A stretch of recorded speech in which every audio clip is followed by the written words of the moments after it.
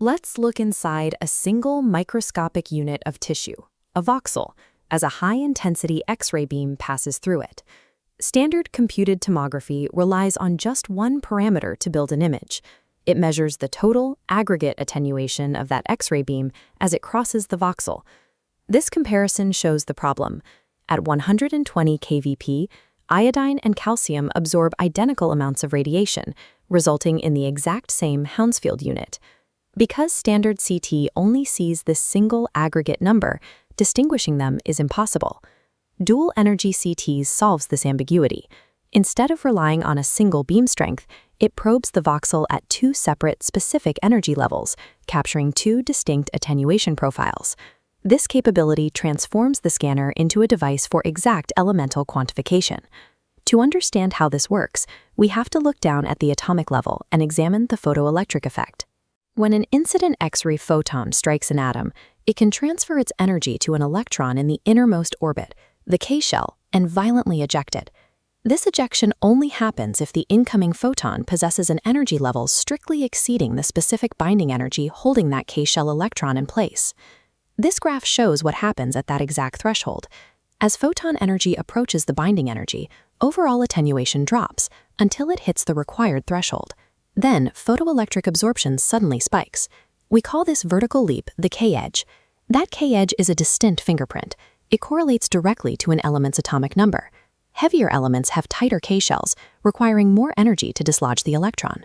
Look at hydrogen, sitting at an atomic number of 1. Its K-edge is a mere 0.01 keV. Moving up the periodic table, calcium, with an atomic number of 20, has a K-edge at 4 keV.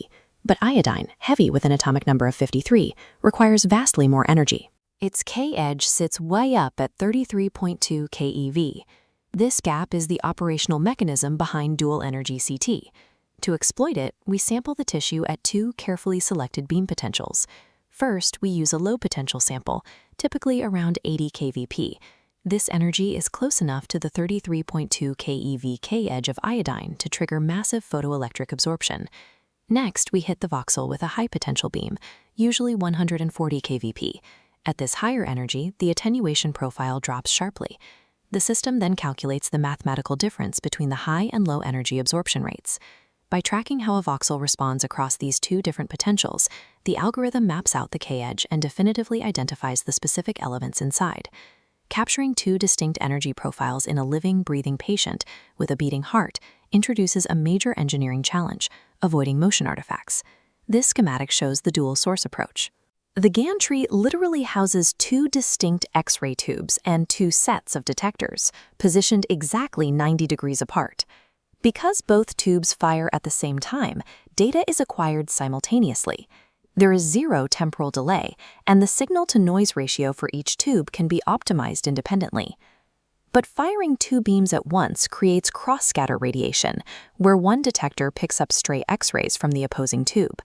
It also means exposing the patient to two separate scans, increasing the overall radiation dose. To solve these spatial and dosage constraints, engineers developed single-source systems. Early versions of this simply ran consecutive or sequential scans, completing a low-energy pass and then a high-energy pass. The flaw was time. Even a fraction of a second between scans allowed the patient to move, misaligning the high and low-energy images. The modern temporal solution is fast KVP switching. This diagram shows a single X-ray tube rapidly alternating its output between 80 and 140 kVp thousands of times per rotation. Because everything happens in a single scan, the patient receives a lower dose, and the resulting high and low energy images align perfectly in space. However, this demands incredibly fast data sampling.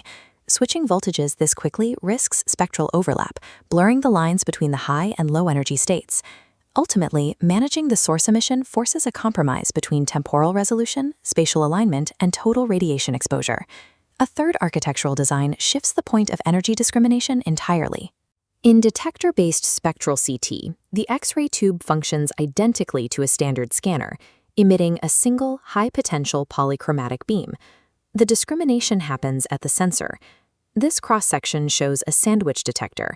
It's split into two active layers.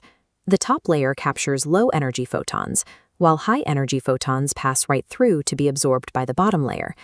Because detection happens simultaneously across these layers, dual energy analysis can be run retrospectively on every single dataset acquired by the scanner.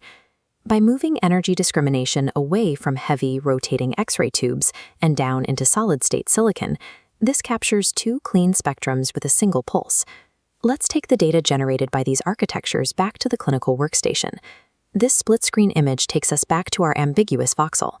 On the left is with standard view, a contrast-enhanced vessel showing a bright white lumen. On the right, the algorithm has computationally removed the iodine, leaving only the hardened, calcified plaque. By running material decomposition algorithms to subtract the iodine map, radiologists create virtual unenhanced images. Generating both enhanced and unenhanced views from a single acquisition eliminates the radiation exposure of a separate, true pre-contrast scan. In renal imaging, this elemental data easily distinguishes between a dense, hyperattenuating cyst filled with blood and an actively enhancing renal cell carcinoma.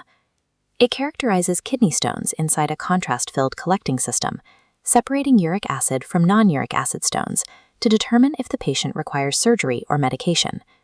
In oncology, mapping the exact iodine uptake allows clinicians to differentiate between a bland vascular clot and an actively growing tumor invasion.